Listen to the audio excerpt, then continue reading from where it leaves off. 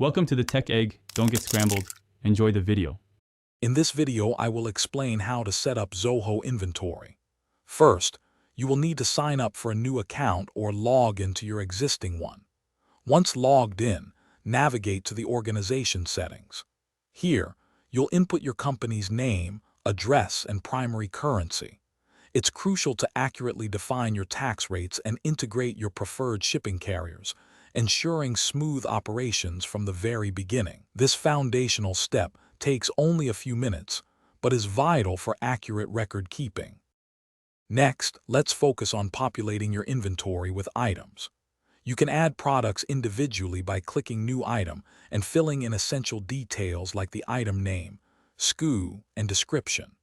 Remember to select the correct item type, such as goods or services, and define the unit of measurement.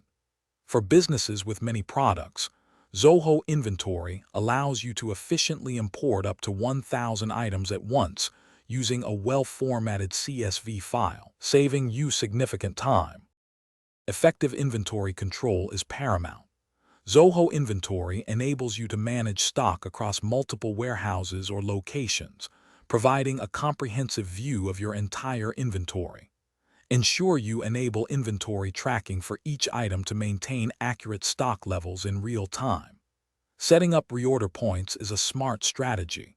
When stock falls below a certain quantity, say 20 units, the system can alert you, helping to prevent costly stockouts and ensure continuous availability.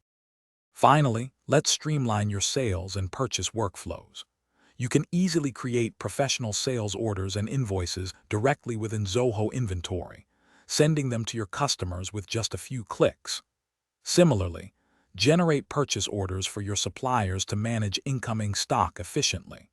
For a truly integrated experience, consider connecting Zoho Inventory with other Zoho applications like Zoho CRM or Zoho Books, creating a powerful, unified business management system.